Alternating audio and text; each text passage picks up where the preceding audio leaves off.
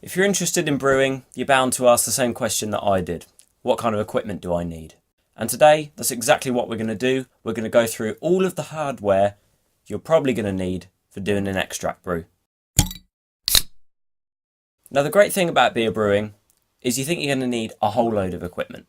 It's not strictly true. When it comes to extract, all of the gear that I have, all of the hardware, all of the equipment that I own fits snugly into one bottling bucket. Oh, here she is.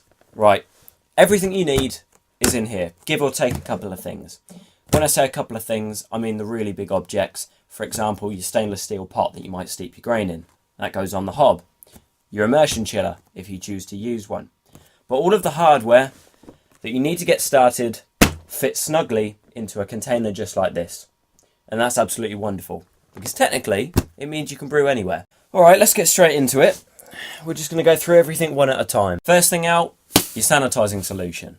Regardless of whether this is Star San, Ida4, anything else in the box, I use a powdered oxygen based sanitizing solution.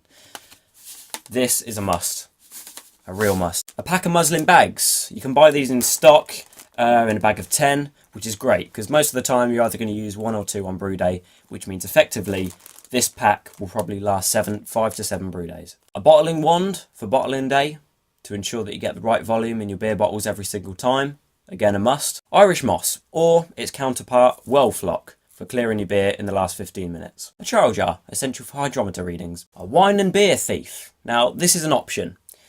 The great thing about actually having one of these is it comes in 3 parts, which means you can kind of assemble it like this for if you're doing a large brew, and you can take a sample out. Or if you're one of those people who likes to do like 1 gallon batches, like micro home brews, you can eliminate the middle part altogether. And just have a smaller wine thief like this. Now, as I said, that wine and beer thief is completely optional. In replacement, you might want to use one of these small little plastic measuring cups, or their bigger brother, the glass Pyrex ones. Bearing in mind that when you do this, you're probably only going to be taking a 70 or 80 ml sample out of your beer. So if you're going to use a measuring jug, your best bet is probably the smaller one. Just keep on top of your sanitizing. Siphon, handy bit of kit. I would say that this is a definite on bottling day. A scrubbing brush for cleaning all the insides of your glass bottles on bottling day.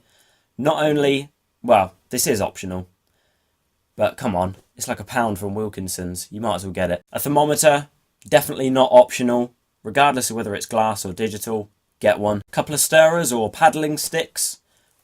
1 for brew day, 1 for bottling. It's optional whether you have 2, but I like to have 1 for each, and I indicate the difference with just a little bit of tape at the top. Definitely not optional. A hydrometer, probably one of the most important bits of kit on the whole day. A bottle capper. Probably one of the most essential things on bottling day. If you ain't got this, you ain't bottling your beers, and they ain't going to be carbonated. So get one. Along with that, you need something to cap them with. Bottle caps. Dead cheap. Camden tablets for treating water. Pre-boil, if it calls for it. If your water is particularly chemical. This is basically your bottling tap, which goes on your bottling bucket. And then you attach this to your bottling wand, and you can go away and fill up your bottles. I've snapped mine, so I need to get another one. But if you don't get it with your bottling bucket, you need to purchase one of these. Stopwatch, an optional piece of kit, but it's nice to be able to have something that's reliable and just fall back on something to tell the time. Alright, I'm an electric brewer. A lot of people are electric brewers in England. You know, we don't use a propane burner, especially when you're on a budget like me. So because of that, a couple of good old kettle elements, 2.4 kilowatts each if you're going to electric brew. You might be able to salvage some somewhere, but these cost around £22 each. Now, if you're going to electric brew, excuse me, you're going to need something to connect your kettle elements to the mains. And of course, we've got a good old kettle lead.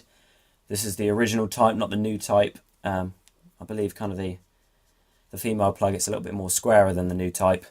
And of course, a British 3-pin plug. If you're going to steep in your brew kettle as well, you need to keep that steeping temperature at a constant 65, 70 degrees, somewhere around there. So you might want to invest in one of these, which is like a mash and bin thermometer temperature controlling unit. And again, you plug that into the element and then you plug it into the wall socket. Optional, really. I hate to be Captain Obvious, but bottles.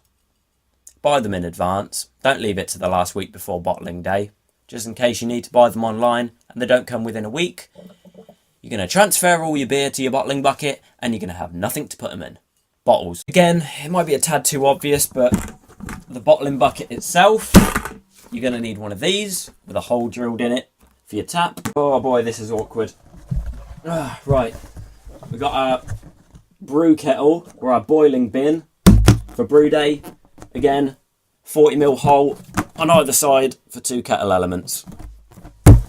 So this is optional dependent on whether you want to go stainless steel or you want to go for polypropylene like this. So as I just talked about, stainless steel pots. Again, it's an option because you could brew in one of these and just add top up water. But for your steeping grains, you could use one of these for your sparge water and one of them for your steeping water. Lastly, by no means least, is the good old Immersion chiller. Here she is. This is a home build.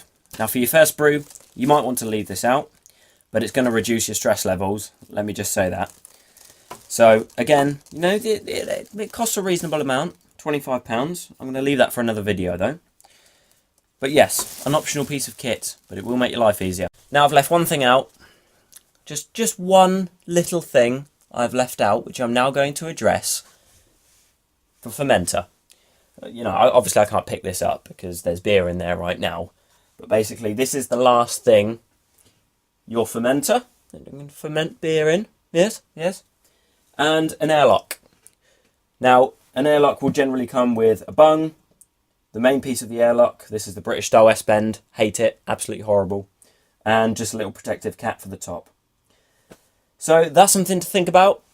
As well as that, if your beer does become too hot in the fermentation stage, you may also want to add a tray underneath to be able to slip a wet t-shirt over and kind of wick some of that heat away. Those trays, £3 or £4 from Wilkinson's, get one. So that's it, that's everything folks. That's all of the stuff you're going to need for both brew day and bottling day and before and after and everywhere in between. It seems like a lot of stuff, but it really isn't. On average, £150 is probably a reasonable amount. You might go over that, you might go under that. It depends what options you want to have. Everybody's system is different because some people like to brew outdoors, some people like to brew in their garage, some people like to brew indoors. Dependent on what you're going to do, that's going to affect how much equipment you buy and how much it's going to cost. So I hope that's helped you out a little bit with some of the things that you're going to need to buy. I'd say 75% of what I've shown you today, you're going to definitely need to purchase for brew day and bottling day.